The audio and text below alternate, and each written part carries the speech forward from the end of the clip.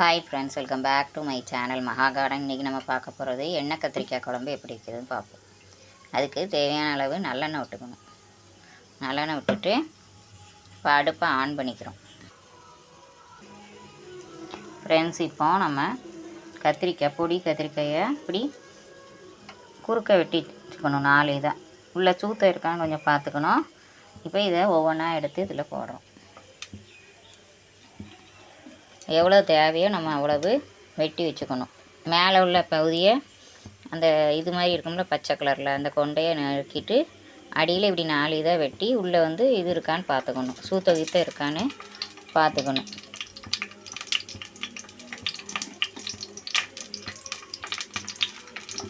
இப்போ இது ஒரு வதக்கு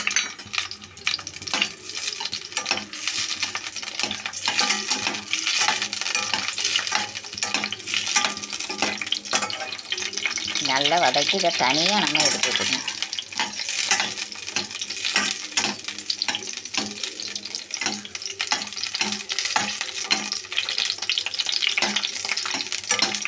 பாருங்கள் ஃப்ரெண்ட்ஸ், எப்படி வதங்குதுன்னு.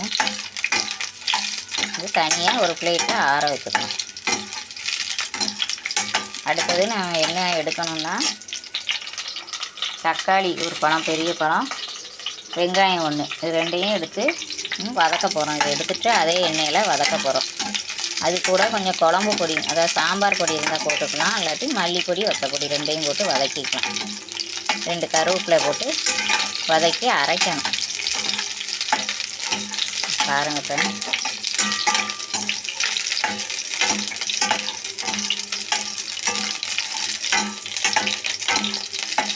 எப்படி வதங்குது பாருங்கள். வதக்கிட்டு காமிக்கிறேன் ஃப்ரெண்ட்ஸ். இந்த ஸ்டேஜில் நம்ம இதை எடுத்துடுவோம். நல்லா மேல் பகுதியெலாம் கறி வந்துடுச்சு. நீங்கள் அதில் குழம்புல வேறு போட்டு வேகணும்ல, அதனால் போதும். ஒரு 3/4 வேக்காடு இப்படி கருகி வந்தால் போதும், மேலே ப்ரௌனிஷாக. பாருங்கள் ஃப்ரெண்ட்ஸ், இப்போ எடுத்து தட்டில் ஆற வைக்கிறோம். இப்போ ஒவ்வொன்றா எடுத்து வேறு இதுக்கு மாற்றிக்கிறோம் பிளேட்டுக்கு.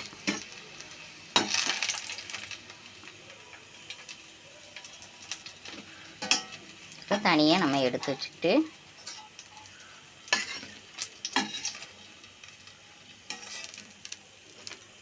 இப்போ எல்லாத்தையும் எடுத்து வச்சுட்டோம். இப்போ அந்த எண்ணெயிலேயே நம்ம இப்போ போட போகிறோம்.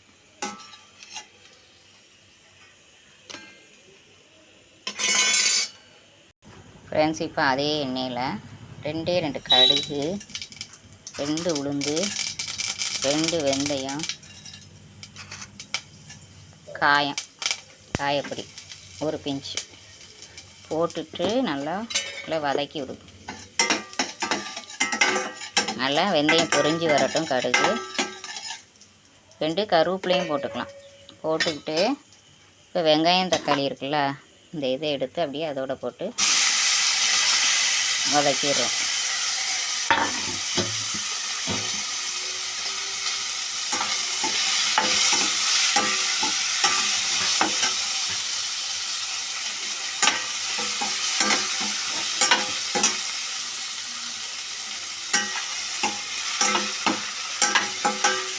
இப்போ கடுகு, வெந்தயம்,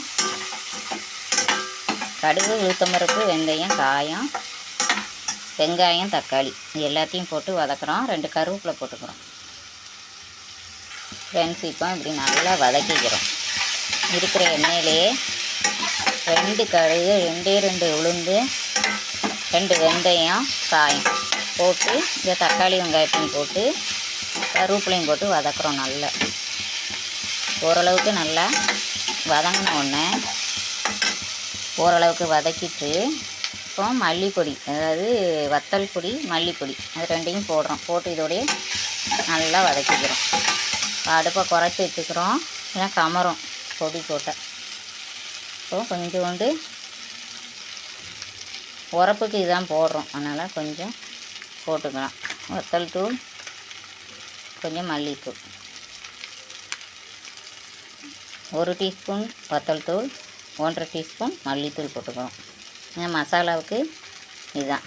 இதோட சேர்த்து கொஞ்சம் குழம்பு பொடியும் போட்டுக்கலாம், வாசனையாக இருக்கும். கொஞ்சம் குழம்பு பொடியும் போட்டுக்குவோம். இது 3ஐயும் போட்டு நல்லா வதக்கிக்கிறோம்.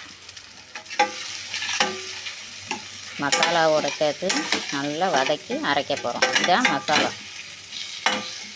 அடுத்தாப்பில் என்ன செய்ய போகிறோம்னா புளி ஒரு உருண்டை தேவையான அளவு. ஏற்கனவே தக்காளி போட்டிருக்கோம், அதனால் புளியை குறைச்சி போட்டுக்கோங்க.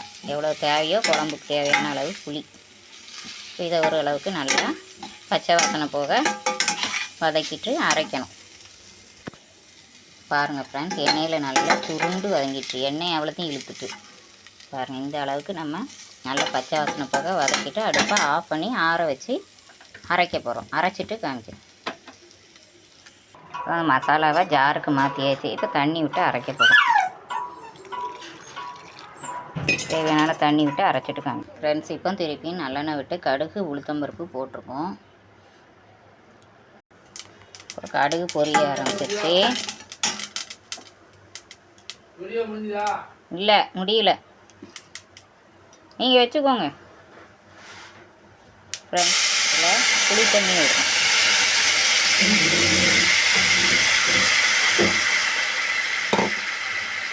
புளி தண்ணியை அதோட ஆட் பண்ணுறோம். கடுகு பொரிஞ்சோடனே புளித்தண்ணி,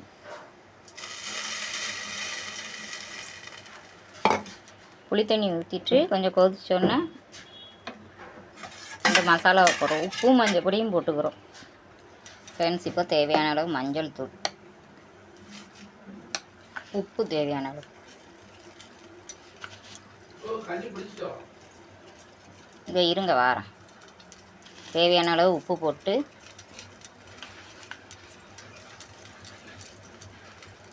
அப்புறம் இந்த மசாலாவோட கொஞ்சம் கொதிக்கட்டும். ஃப்ரெண்ட்ஸ், இப்போ புளி தண்ணி கொதிக்க ஆரம்பிச்சிருச்சு. இந்த ஸ்டேஜில் நம்ம அரைச்சி வச்சுருக்கிற தக்காளி வெங்காயம் விழுத தூக்கி அதோட போட்டு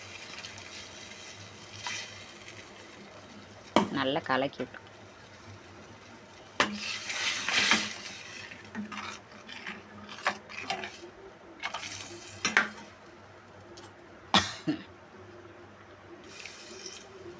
கொஞ்சம் கொதிக்கட்டும்.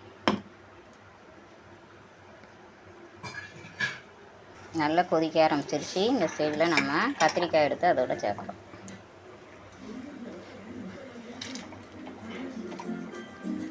அதோட சேர்த்துட்டு மெதுவாக ஒரு கிண்டி கொடுக்கும்.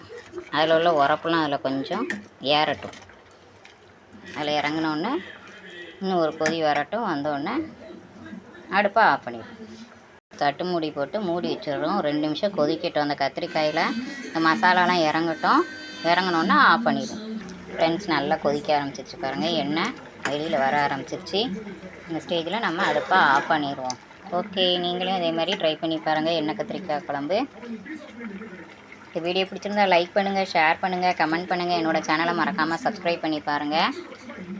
பெல் பட்டன் அமைக்கி ஆல் கொடுத்தா நான் போடுற வீடியோஸ்லாம் நோட்டிஃபிகேஷனில் வந்து சேரும். Okay friends, thank you.